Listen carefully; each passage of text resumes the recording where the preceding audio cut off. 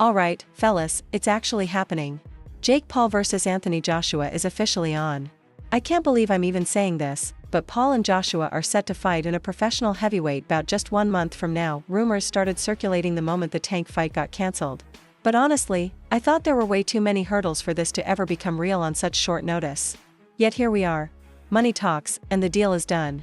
In just 4 weeks, the two will face off. So with this news breaking online, let's go over everything we know so far. How did this fight even come together? Why is it happening? And realistically, what should we expect? For Jake Paul, this is easily the biggest and toughest fight of his entire career. Don't forget, just a couple weeks ago the guy was preparing for a lightweight opponent. Now, after that fight collapsed, he's staring down one of the biggest names in the heavyweight division. Calling this insane is an understatement. But with Jake Paul, chaos is sort of the brand. When the Tank fight fell apart, Jake gave his team a near impossible assignment: find someone big enough to keep Netflix interested, and do it in 1 month. Most people, including me, expected a boring opponent swap. Maybe a Nate Diaz rematch. Maybe Andre Ward.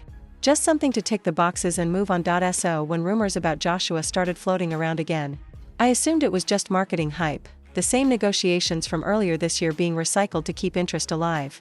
Back then, the big blocker was DAZN. Joshua was exclusive, and they said the fight couldn't happen because AJ couldn't fight on Netflix, but now? Clearly Netflix opened the vault. And timing also worked out perfectly. Joshua hasn't fought since September of last year, when Daniel Dubois knocked him out while he held the IBF title. His return kept getting delayed for various reasons. Eddie Hearn wanted him back in the ring soon, especially with a potential Tyson Fury matchup rumored for late next year. The idea was to get AJ a tune-up fight in December to shake off the ring. I don't think anyone expected that tune-up fight to be Jake Paul. And certainly not one of the biggest paydays of Joshua's whole career. This is Netflix flexing its muscles harder than ever. Whatever the number was, it was enough for AJ to accept being the B-side. The fight poster literally says, Jake vs Joshua. What world are we living in? And even if it looks insane, that's exactly the point. They're not trying to sell you a competitive boxing match, they're trying to sell you the most viral matchup possible. Tyson vs Paul wasn't much of a fight either, but the virality pulled in tens of millions of viewers. Same formula here. Jake has been hunting for a massive name for a long time. The Canelo fight slipped away at the last minute. The Tank fight was killed by promotional drama.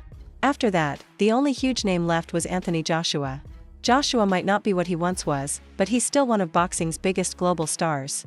From hardcore fans to absolute casuals, everybody knows him. And that's exactly what Paul wants: eyeballs. Now, what should we expect from the actual fight? Simple, AJ should knock Jake Paul out cold. Anything less is a win for Jake. After what Joshua did to Ngannou, if he can't do the same to Jake Paul, it'll be seen as a massive failure. This is a fully sanctioned professional bout under standard rules. No gimmicks. 8 3-minute rounds. AJ will have every opportunity to do what he does best. Jake technically has a puncher's chance, but realistically? He shouldn't. He was cutting weight for a lightweight. Now he has 1 month to bulk up for a massive heavyweight. And we've already seen him at heavyweight against Tyson. He didn't look good. He looked slow, heavy, and sluggish. How's that going to work against Joshua? If Jake gets knocked out, it'll probably be the viral boxing moment of the decade. But it won't kill his career. This is the same guy who got beaten up by Tommy Fury 2 years ago, and still turned his career around enough to land Anthony Joshua. If he loses, they'll simply rebrand it as the comeback arc. He'll chase a world title, or fight KSI, or some other massive event. Just stepping into the ring with Anthony Joshua gives him legitimacy in the eyes of millions. People will say, well, you've got to respect him, he fought AJ. And the circus continues. Honestly, the only real risk for Jake is physical damage. The money, the attention, the relevance, he keeps all of that no matter what. Love him or hate him, Jake Paul has become one of the most successful marketing stories boxing has ever seen.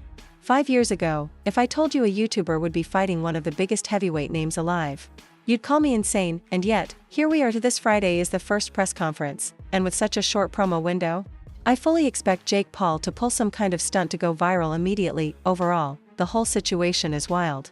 I don't even know what to make of it. But at this point, nothing in boxing surprises me anymore. Now I want to hear from you. What do you think about this announcement? How do you see the fight going? Drop your thoughts and predictions in the comments, and if you enjoyed this breakdown, make sure to like and subscribe.